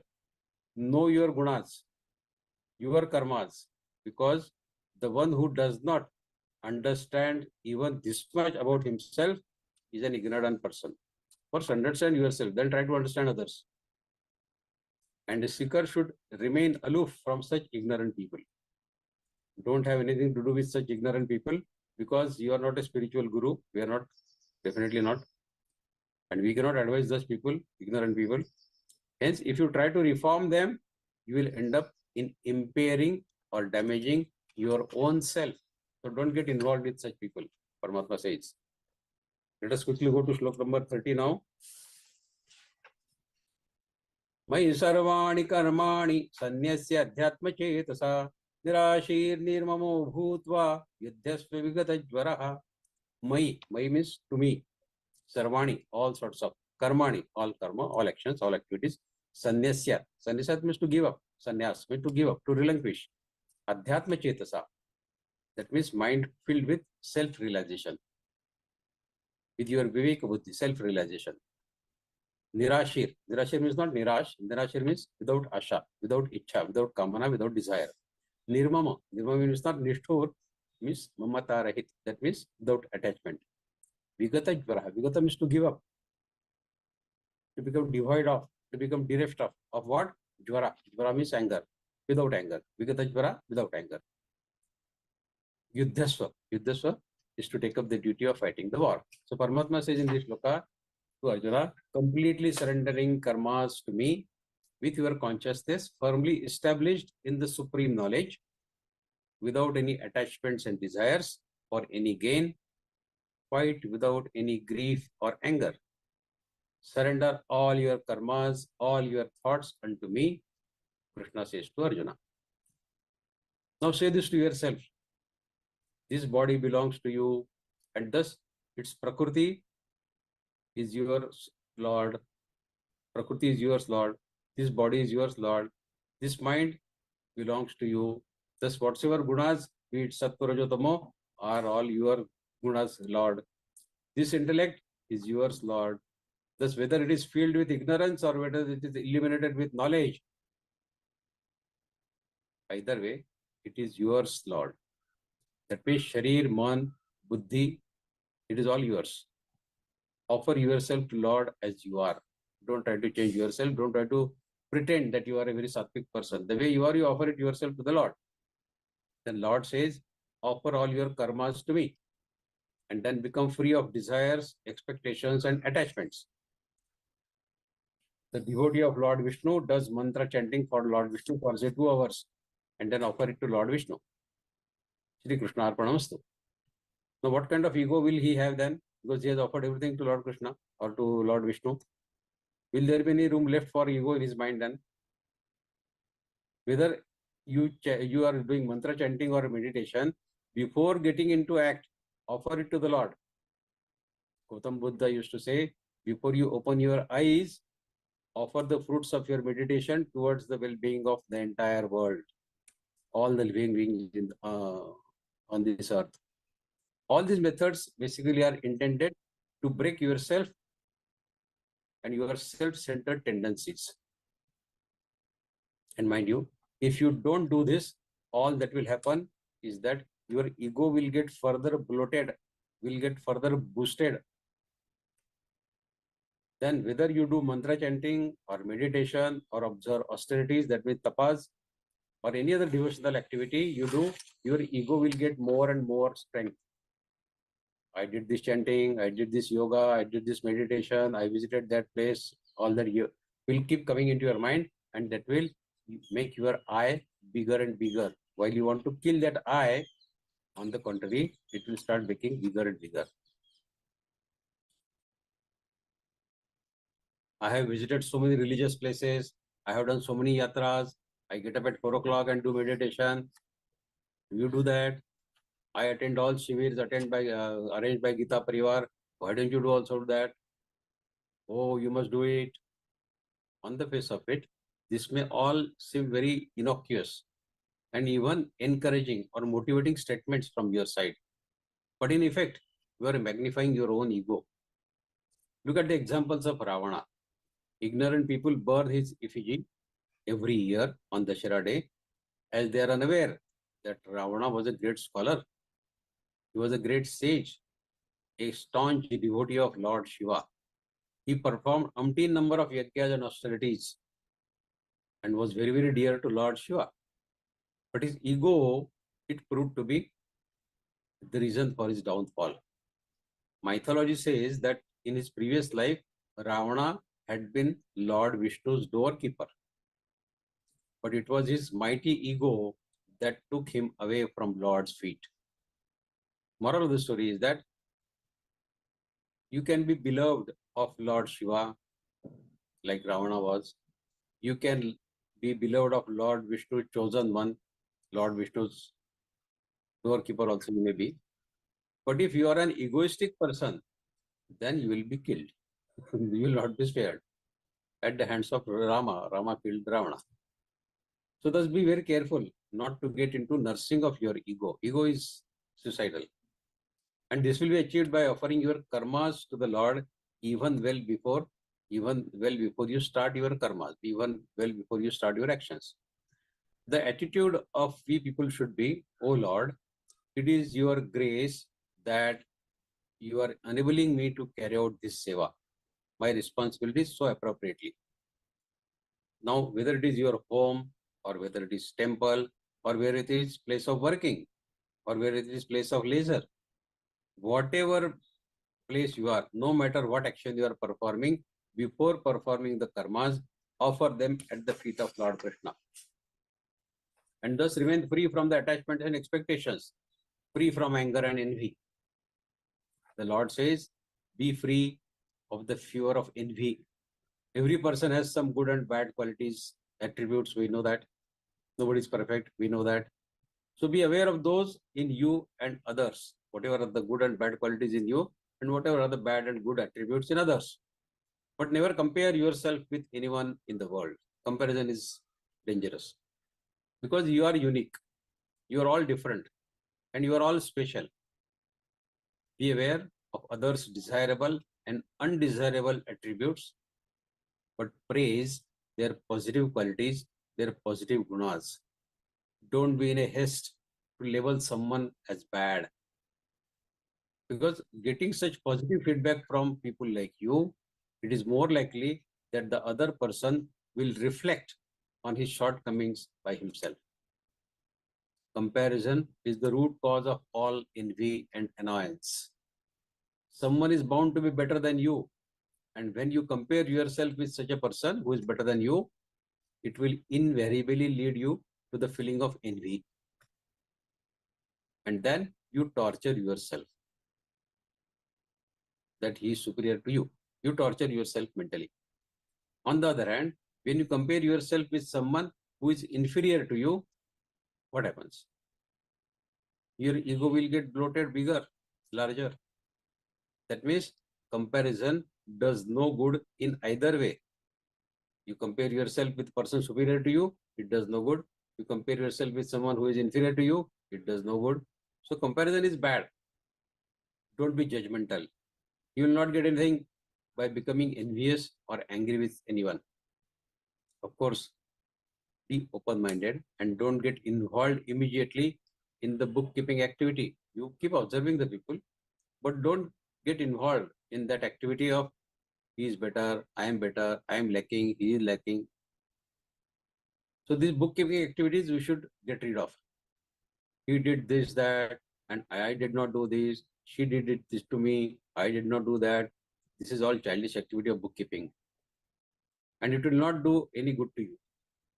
Forget what good you did to others and always remember what good others did to you.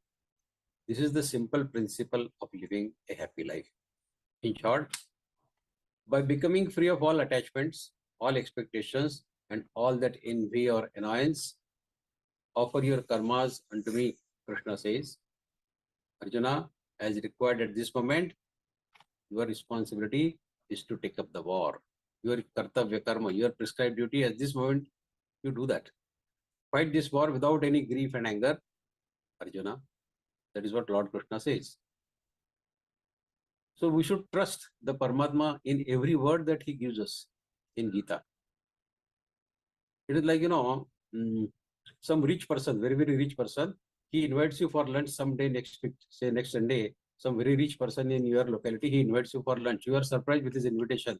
Oh my God, such a big fellow is inviting me for lunch. You start thinking, why he has invited me? Will he really offer lunch to me? Or he will just give me some tea and snacks and ask me to get lost? Sunday morning comes, you start getting ready with the best of attire that you have to go to his place in time, but thinking mentally, is he really going to give me lunch? Is he really going to give me lunch? You reach his place and you see servants getting ready. You are still thinking, are they doing it for others or they are doing it for me? Then you are requested to occupy the place on the table, your seat on the table. And you are still thinking, is it real? Am I really going to get food at this rich fellow's place? Arey bhai, when that everything that rich person has done for you to invite you well in advance, he has done everything possible that he could do to get you for the lunch on the lunch table. Why don't you believe that you will get good food and in time at his place? Similarly, God is holding your hand and lovingly giving you all his teachings in Geeta. Believe him without any slightest of the doubt, and you will get what you want. What do you want? You want the lunch of moksha. You will get that moksha, provided you believe in every word of Paramatma and don't start raising doubts about his statements. Raising doubt in Paramatma's statements will be suicidal. We don't do that. So trust every word of Paramatma that he says in Bhagavad Gita and follow it in toto. You will reach the destination. Paramatma guarantees this. I think this is enough. We stopped here for the day, and next slokas we'll take in the next session. Thank you so very much. And now the forum is open for all of you to raise your questions. If you have any, feel free to ask your questions. Thank you very much, Vikas Bhaiya, for such a motivational and enlightened session.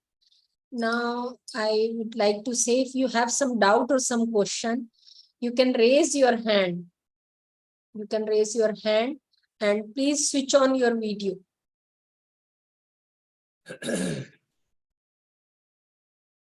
First of all, I would like to apologize that the today's session went a little longer than expected, but the shlokas were such that one could not stop talking about those. So they are really very important. Karma Yoga.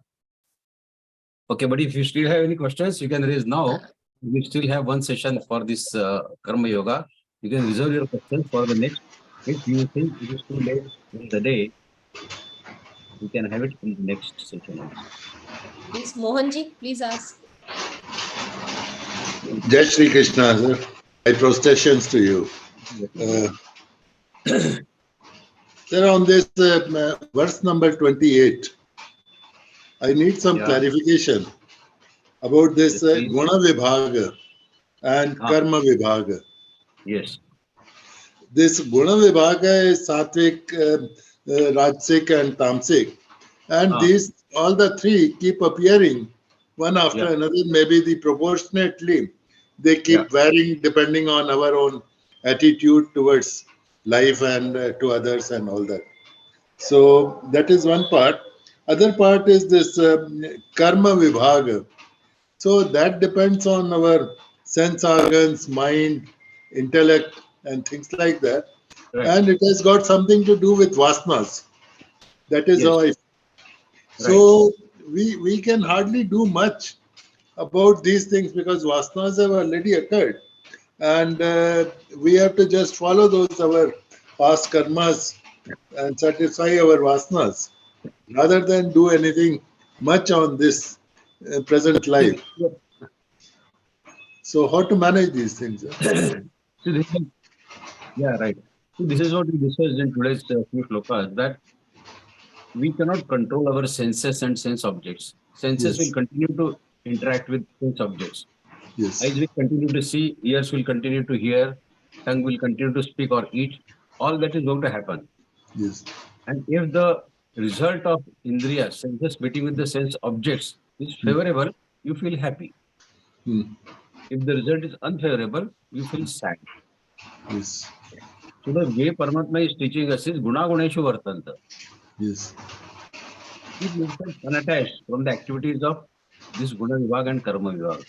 They will continue to act. Don't get attached to it. If you get attached to it, that I am the doer, then whatever happens, we have to face the consequences.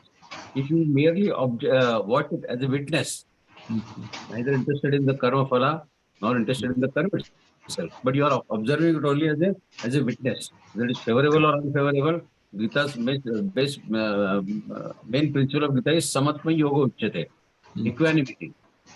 Equanimity is the principle of life. If we learn the equanimity to remain equipoised in favorable and unfavorable situations, whether you are happy or unhappy, sad, then all situations, if we can handle it with equanimity, then we have learned that. Because samatva yoga uchyate. Whosoever can handle all life situations remaining equipoised is a yogi. And that is the basic purpose of learning Gita, that whatever happens through our gunas, through our karmas, we remain equipoised and we improve our sanskar. Because as I said, it is sanskar of this life as well as past life which govern our karmas. That is the ultimate, sir. Yeah, that is, I think we discussed this concept a few times earlier also, that there are Yes. three things. One is Kriyaman, one is Sanchit, and another is Prarabdha. Yes. So Kriyaman is the karma which give you instant result. You do it and you take the result, return, reward or punishment, whatever is there. So that is the Kriyaman. Another is Sanchit. You do the karma now, but the result will go in sit Yes. in that deposit of Sanchit. When it will prop up, we don't know. Timing of it, we don't know. And when it props up, we call it as our Prarabdha. So people are doing the same karma. 10 people are doing the same karma. People are getting different return, reward, punishment. Because their Prarabdha is different. So these things we need to keep in mind, that whatever karmas we are doing today, we are writing our future, either of this life or the future life. And probably we did not do good karmas in the past. That's why we have faced problems in this life. But probably we have done some good karmas in the past. That's why we are learning Gita. Or we are learning Vishnu Sahasranam. It is to be taken that way. Yeah. There's some silver lining. Yes. Yes. Okay. Right, Any sir. other question, Thank you. please? Yes. Now, Shrikanti, please. Yeah, thank you, Vikas ji, for enlightening us on some important slokas of chapter 3. May I ask you something from chapter 9, sir? Yeah, okay. There are two slokas, slok number 20 and 21. Traividyama somapa bhutapapa. Yeah. In these two slokas, Lord says that after doing good karmas, these good people go to Swarga and enjoy all the good things there and then come back. So who is that which goes to the Swarga? Because we say that Atma is, it does not experience anything. So after the death, who goes to the Swarga and enjoys all the Swarga phalans? Okay. You see, when we say Swarga, Swarga is not like a housing colony that we go and occupy a flat there or a bungalow there in Swarga. That's not the definition of Swarga. the elevated souls, where they reside, we join that elevated souls. That is Swarga. The souls where people who are Gyanis, people who have understood Paramatma, the element of Paramatma, Paramatma Tattva, they have understood. We join those souls. That is called Swarga. Swarga is, and that Swarga, it has no karmas to be done. It has no karma phalas. It is only plain eternal peace. That is Swarga. So the souls, the Atma, the Jivatma, which is a fragment of Paramatma, which is occupying this body, it gets freed from the body. And if it deserves to be in that auspicious company of elevated souls, then we say that Jivatma has joined Swargaloka. After spending, you learn Adhyay 8. Adhyay 8 tells you about the roots of going to Swarga. People who go to Swarga, they also have to come back. Paramatma says in Geeta, Geeta sets our eyes even higher than Swargaloka. Swarga is a very short-sighted approach according to Geeta. Our approach should be to meet Paramatma, to become one with him.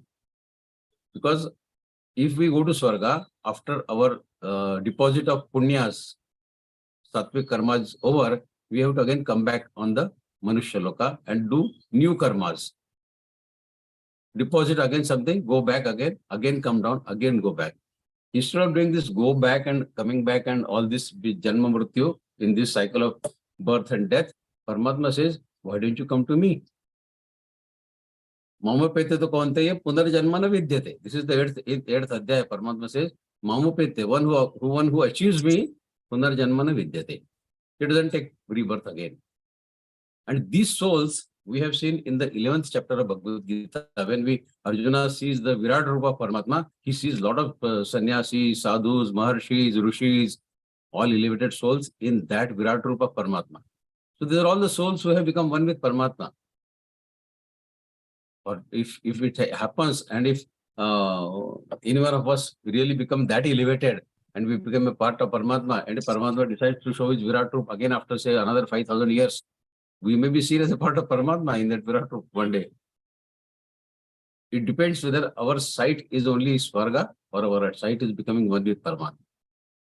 So to make it short, Swarga is not a place of living. Swarga is a place wherein elevated souls come together and they, not to say enjoy, but they are in total peace at that level. They don't have any sukha, dukkha, there is nothing. It is a total eternal peace, and that they enjoy till their deposit of sattvic karma is over. Then again they have to come down. Thank you. Thank you very much. Thank you.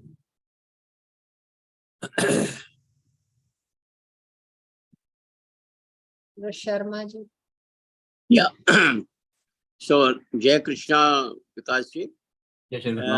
So, I wanted to understand, I'm in the shloka number 14 of chapter number 3. So, this shloka reads as Annat Bhavanti Bhutani Parjanyat Dan Sambhavaha. Yagyat Bhavati Parjanyo Yagga Karma Samudbhavaha. Sir, these three charans, of course, I understand at first, second, and fourth. But how does the Gyat Bhavati Parjanyo? How does the rain happen with the Yagya? Somehow I have been trying to understand it actually. When the Lord has said, that means it must be having some deeper meaning actually in that. So how is that actually? So if you could throw some light on that, sir. See, the meaning of this shloka, Yajnat Bhavati Parjanyo, but Geeta is not spreading a blind faith that you do perform yagya and the rain will fall. No, that's not the meaning of it. People perform yagyas, okay, for welcoming the rains. That is another part, but that is a part of karma kanda. Geeta doesn't preach you karma kanda. This Yajnat Bhavati Parjanyo, it only means, if you see the preceding shlokas of this adhyaya, when the Brahmadeva formed this universe, he told the human beings to do their kartavya karma and please the demigods, and demigod will do their kartavya karma, and they will give to the human beings all things necessary to keep performing their life duties, their kartavya karma. So it was a mutual relationship between human beings and the demigods to whom they are worshipping. Same thing is repeated here when we say Yajnat Bhavati Parjanyo. You perform your duties and the gods will be forced to perform their duties. And then the rain will happen. I think I had told this story during when we discussed this shloka. There is a small story. Once in a village, the astrologers of that village, they announced that next year there is not going to be any rain. It's going to be a drought season, no rains. So prepare yourself for a totally dry weather, no rains. And they said, we have done our duty, our kartavya karma of telling you based on our knowledge. We have done our kartavya karma, our prescribed duty. Then came the month of June. The farmers, they came together and they said, astrologers have done their kartavya karma of telling us. What is our kartavya karma? The monsoon is to start. Astrologers have done their kartavya karma of telling, fine, but why should we shy away from doing our kartavya karma? So our kartavya karma is when the month of June starts, we should keep our fields ready for sowing. So we should not shy away from doing that. Let us keep all fields ready for that. So they started working on the field and making it ready. Okay. This is a story enough not only. So this is working them in the field, the peacocks in the jungle, the forest, they saw farmers working in the field and they said, oh, it's going to rain probably. Now we need to welcome the rains. What is our kartavya karma? To dance and sing and welcome the rains. So they started spreading their wings and they started dancing and singing. When the clouds in the sky, they heard their singing and dancing, they saw that astrologers have performed their kartavya karma, farmers have performed their kartavya karma, even peacocks have performed their kartavya karma. Now it is our time to do kartavya karma. What is our kartavya? Start the rain. We have no instructions from King Indra to start the rain. But at least we can do thundering. For thundering, we don't need anybody's permission. So they started thundering. And when this thundering was heard by King Indra, he saw that astrologers and farmers and peacocks and even clouds have performed their prescribed duty. I, being the god, I have not done my duty.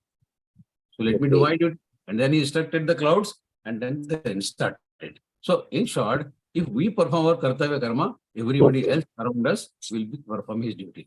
That is Okay. So we should take it as this is just to perform your duty actually. This is what Yagyat Bhavati Parjanyo. That's right. Okay. That's nice explanation. In Bhagavad-Gītā, yajna is not the burning of some material in the fire. That exactly. Is karma, but doing your kartavya karma is yajna. Yeah. I also read, sir, I was reading this commentary of Mahatma Gandhi ji on this, and he said yajna means paropkar. This is how he has given this yajna word. Yes, paropkar without expecting anything in return. We do paropkar expecting that I have done favor to this fellow. When I need, he will also do favor to me. That is not paropkar then. That is not yajna. It is not yajna. Yajna is to perform your duty without expecting anything in return. That is yajna. Okay. So that means yajna is not paropkar also. Is it like that? Nishkam karma is yajna. Nishkam karma is yajna. Right, sir. Yes, right. Thank you so very much. Yes, there is no other question, Bhaiya. okay. We can go to the ending prayer, I think. We will all seek the blessing of Lord Krishna, and in the end, we offer the Samapan prayer by the folding hand. Yogesham Satchidanandam Vasudevam Rajaptim Dharma Samsthapakam Veeram Krishna Vande Jagadgurum. Krishna Vande Jagadgurum. And again, thank you very much, Bhaiya, for such a enlightened session. And I would like to thank you, the backing team of our Vivechan Satr, who helped us so much that for this such a good session. And before ending, we will chant a Hanuman Chalisa, and in next session we will meet again in next week. So please, chanting the Hanuman Chalisa, we will end our session.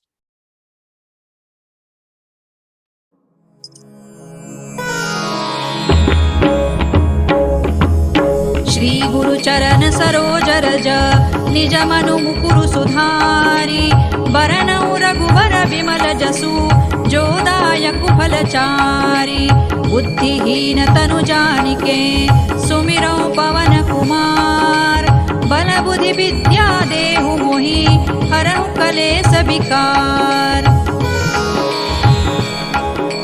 जय हनुमान ज्ञान गुण सागर जय कपीसति लोक उजागर रामदूत अतुलित बल धामा अंजनी पुत्र पवन सुत नामा।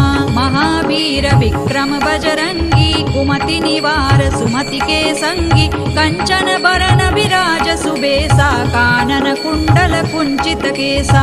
हाथ वज्र और ध्वजा विराजे कांधे मूज जनेऊ साजे शंकर सुवन केसरी नंदन तेज प्रताप महाजगवंदन। विद्यावान गुणी अति चातुर राम काज करिवे को आतुर प्रभु चरित्र सुनिवे को रसिया राम लखन सीता मन बसिया। सूक्ष्म रूप धरि सियहि दिखावा विकट रूप धरि लंक जरावा भीम रूप धरि असुर संहारे रामचंद्र के काज संवारे। लाय सजीवन लखन जियाए श्री रघुबीर हर्षि उर लाए रघुपति कीन्ही बहुत बड़ाई तुम मम प्रिय भरतहि सम भाई। सहस बदन तुम रोजस गावे अस कहि श्रीपति कंठ लगावे सनकादिक ब्रह्मादि मुनीसा नारद सारद सहित अहिसा। जम कुबेर दिक्पाल जहाते कवि कोविद कहि सकै कहाते तुम उपकार सुग्रीवहि कीन्हा राम मिलाय राजपद दीन्हा। तुम्हरो मंत्र विभीषण माना लंकेश्वर भय सब जग जाना जुग सहस्र जो जन पर भानु लील्यो ताहि मधुर फल जानू। प्रभु मुद्रिका मेलि मुख माहि जलधि लांघि गए अचरज नाही दुर्गम काज जगत के जेते सुगम अनुग्रह तुम्हरे तेते। राम दुआरे तुम रखवारे होत न आज्ञा बिनु पैसारे सब सुख लहै तुम्हारी सरना तुम रक्षक काहू को डरना। आपन तेज सम्हारो आपे तीनों लोक हांकते कांपे भूत पिशाच निकट नहीं आवे महावीर जब नाम सुनावे। नासै रोग हरै सब पीरा जपत निरंतर हनुमत वीरा संकट ते हनुमान छुड़ावे मन क्रम वचन ध्यान जो लावे। सब पर राम तपस्वी राजा तिनके काज सकल तुम साजा और मनोरथ जो कोई लावे सोई अमित जीवन फल पावे। चारों जुग परताप तुम्हारा है प्रसिद्ध जगत उजियारा साधु संत के तुम रखवारे असुर निकंदन राम दुलारे। अष्ट सिद्धि नौ निधि के दाता असवर दीन जानकी माता राम रसायन तुम्हारे पासा सदा रहो रघुपति के दासा। तुम्हारे भजन राम को पावे जन्म जन्म के